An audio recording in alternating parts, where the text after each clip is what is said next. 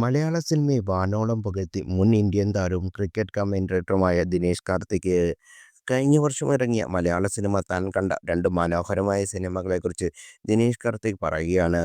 ബേസിൽ Joseph നായകനായ പൊന്മാനും സന്ദീപ് പ്രദീപ് നായകനായ എക്കോയുമാണ് ദിനേശിനെ ആകർഷിച്ച മലയാള ചിത്രങ്ങൾ.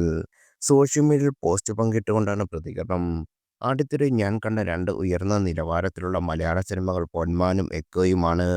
പൊന്മാൻ സിനിമയിലെ ബേസിലിന്റെ അഭിനയം അസാമാന്യ അഭിനയമാണെന്നും ആ സിനിമയിൽ ഉടനീളം അദ്ദേഹം ജീവിക്കുകയായിരുന്നു. സിനിമയിൽ മറ്റ് അഭിനേതാക്കളും മികച്ചതായിരുന്നു. ഛായാഗ്രഹണം, ലൊക്കേഷനുകൾ കൊണ്ടും ദിൽജിത്ത് എക്കോയുടെ സിനിമയെ മനോഹരമാക്കി. സിനിമയുടെ കഥ മനോഹരമാണ്. എക്കോ എന്നെ അത്ഭുതപ്പെടുത്തി. മലയാള സിനിമ തികച്ചും വ്യത്യസ്തമായ ഒരു തലത്തേക്കാണ് സഞ്ചരിക്കുന്നത്. മലയാളത്തിൽ ഇത്തരം മികച്ച സിനിമകൾ നിർമ്മിക്കുക, സിനിമ കാണുക, ലോകത്തിന് മുന്നിൽ ചിരിച്ചു വിടർത്തുക, ദിനേശ് കാർത്തിക് പറഞ്ഞു. 2022 2020 ലോകകപ്പാണ് അദ്ദേഹം ഇന്ത്യക്ക് വേണ്ടി അവസാനമായി കളിച്ചത്.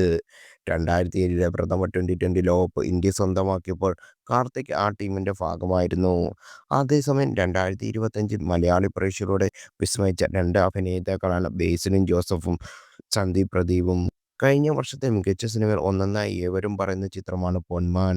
ബേസിൽ കേന്ദ്ര കഥാപാത്രമെത്തിയ മൂന്ന് സിനിമകളാണ് 2025 റിലീസായത്. പ്രാവൻകുടി ഷാപ്പ്, പൊന്മാൻ, മരണമാസ്. പ്രാവൻകുടി ഷാപ്പിലും പൊന്മാനിലും ഗേഷായിട്ടുള്ള കഥാപാത്രമായിട്ടാണ് ബേസിലെത്തിയെങ്കിലും മരണമാസിൽ ഇതിൽ വ്യത്യസ്തമായ കോമഡിയായിരുന്നു. ആലപ്പുഴ ജിംഖാന സന്ദീപിന്റെ ഈ വർഷത്തെ ആദ്യ പടം. പിന്നാലെ എത്തിയ പടക്കടത്തിലൂടെ സന്ദീപ് നടനെന്ന നിലയിൽ തന്റെ ഗ്രാഫ് കുത്തനെ ഉയർത്തി. എക്കോയിലൂടെ സന്ദീപ് തന്റെ കയ്യിൽ വില്ലൻ വേഷവും ഭദ്രമാണെന്ന് തെളിയിച്ചു. സിനിമയുടെ റിലീസിന് ശേഷം മികച്ച അഭിപ്രായമാണ് സന്ദീപിന്റെ പ്രകടനത്തിന് ലഭിച്ചത്. ഇപ്പോൾ OTTയിലും എക്കോ മികച്ച പ്രതികരണം നേടി മുന്നേറുകയാണ്.